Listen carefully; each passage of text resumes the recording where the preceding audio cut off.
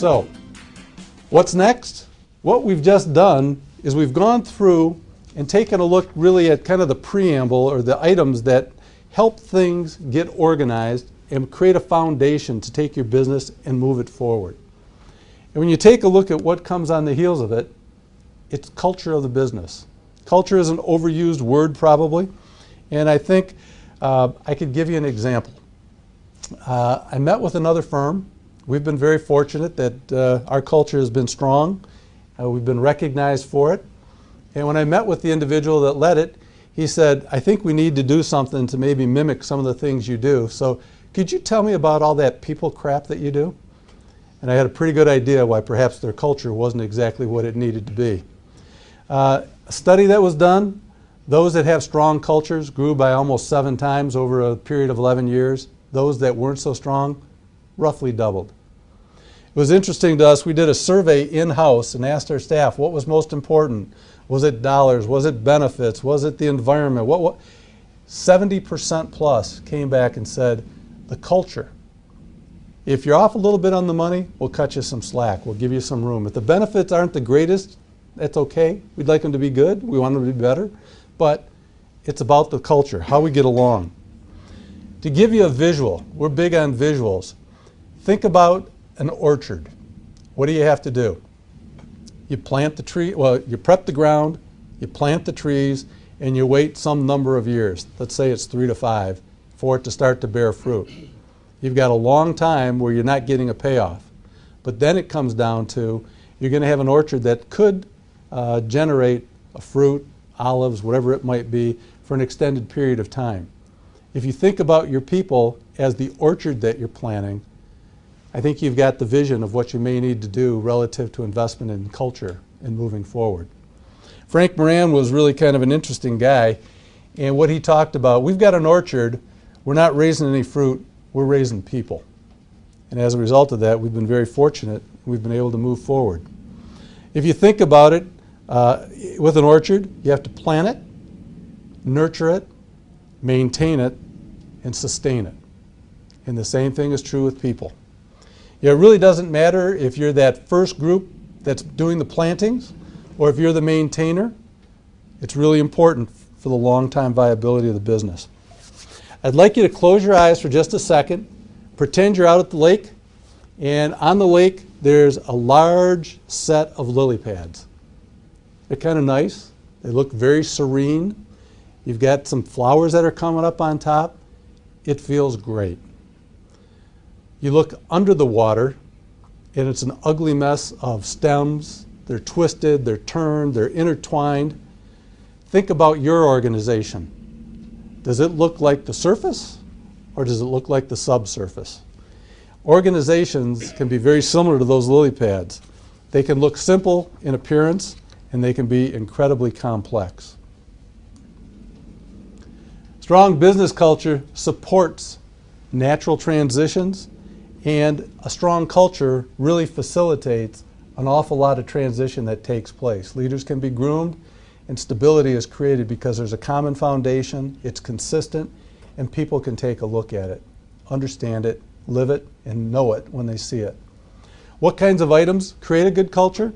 Well, we think storytelling, remembering the hard days and how somebody got you through it, contributions that people made. We're not looking for negative items, we're looking for the positive, the inspirational.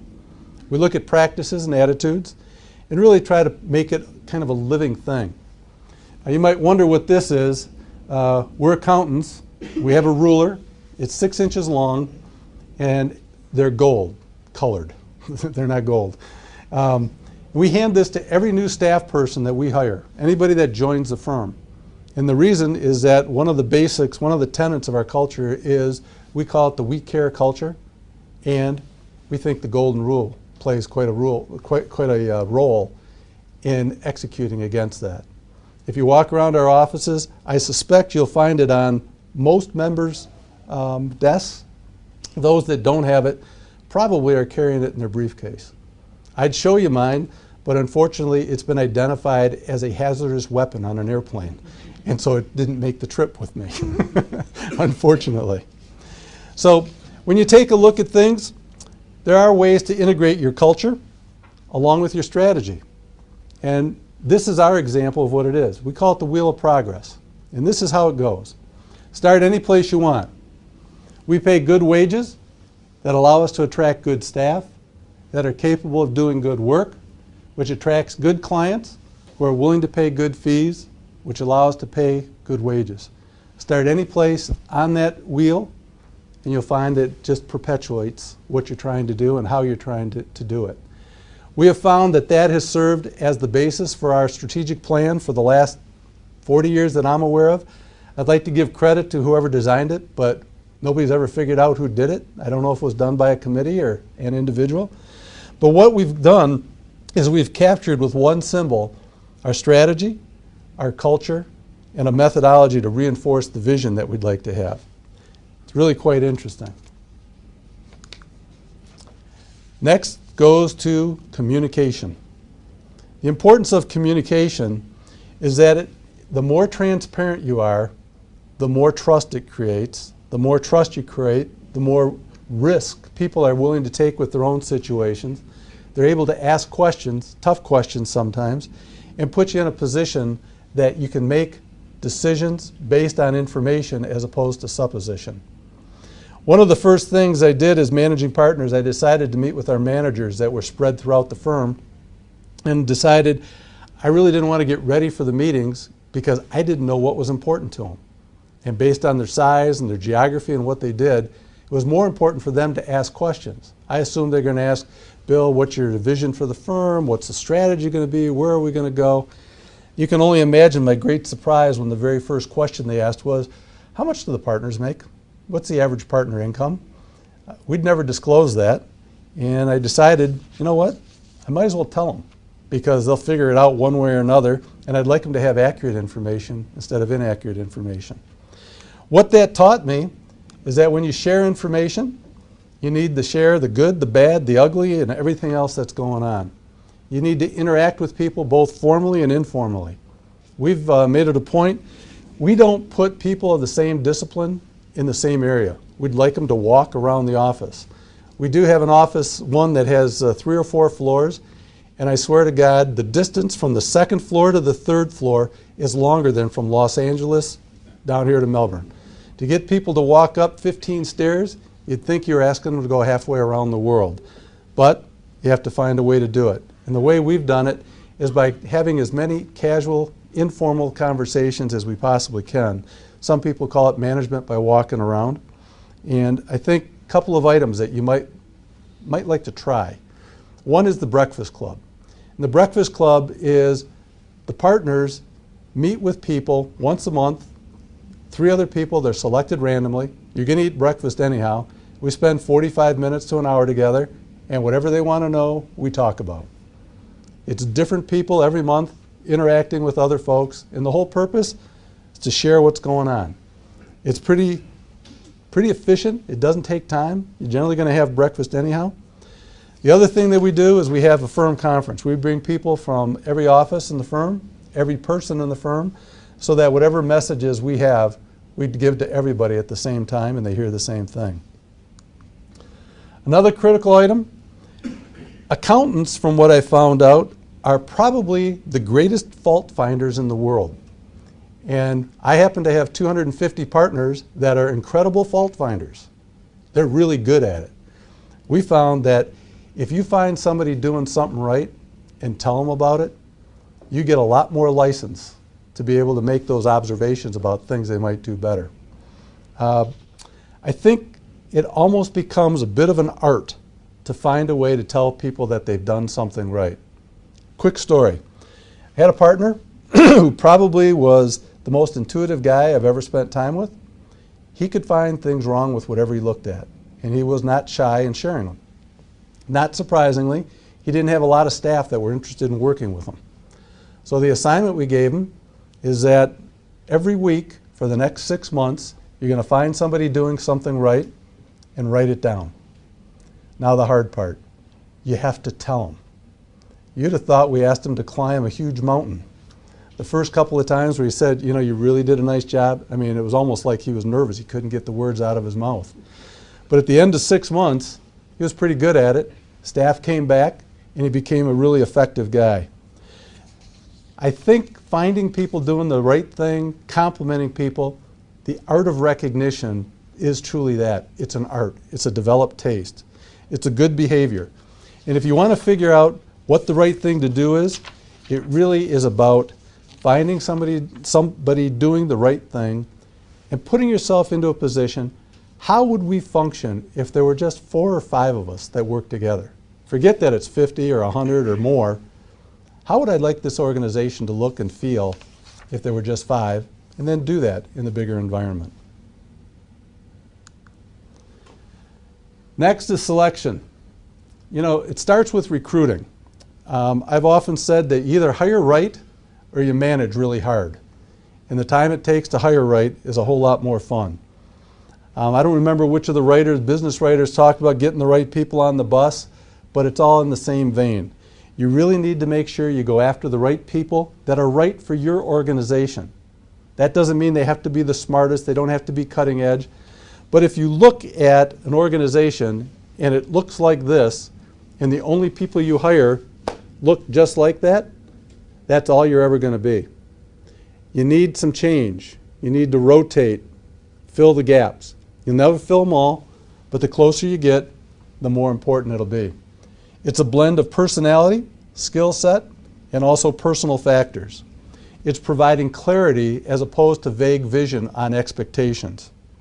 People thrive when their skill set is matched well with the task at hand. Think about people that are in a position and it's very confusing and one that's very organized. It's a different skill set to run that department, that division, that group of people, and you need to recognize it. One other item that I'd throw in the mix here is that when you look at diversity, it really is pretty healthy.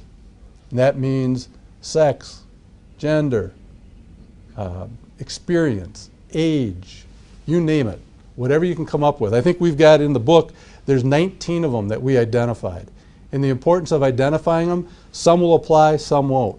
Our biggest problem with diversity is we have one large office that has 500 people in it, and the rest of the offices are much smaller. And the small offices are convinced that office says this is the way we're going to do it.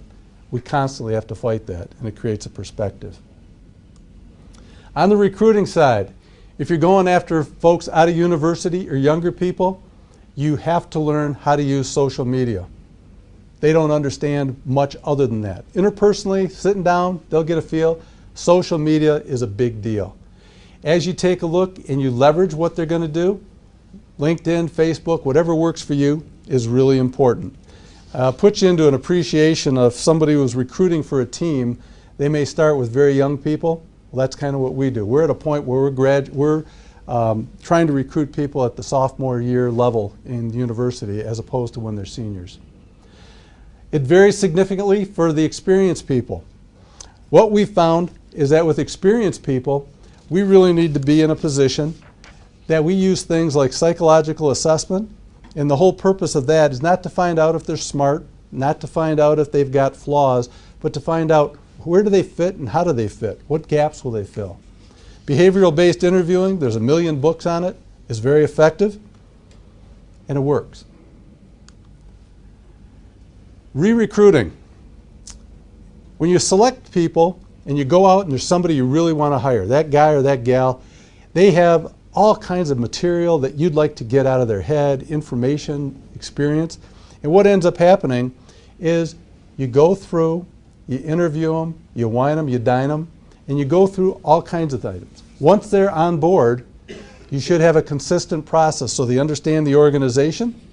And I think it's been proven across the board that to the effect you can be more consistent with how you bring people into work, expose them to the same thing, let them know the culture, let them know the expectations, the more successful you are. It's not uncommon that once you've got that prize recruit or that hire that you really needed, all of a sudden they just become one of us. We found we need to re-recruit people. Those promises you made when you were hiring them, you got to figure out, are you delivering on those promises? Are you in a position that you're developing a relationship with them and they understand where people go? We're pretty excited about re-recruiting because it's put us in a position that our turnover rate for our staff is about half of the rest of the profession in the U.S.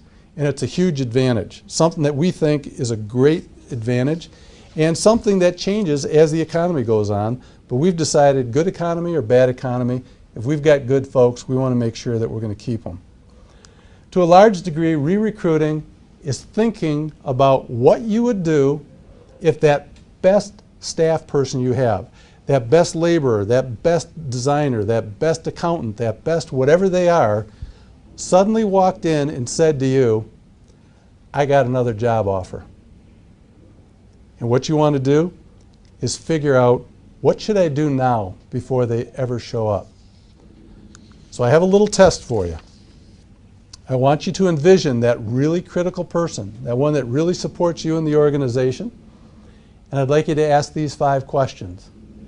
Do you know what their number one concern is, and are you addressing it? Do they believe that the firm really cares about them?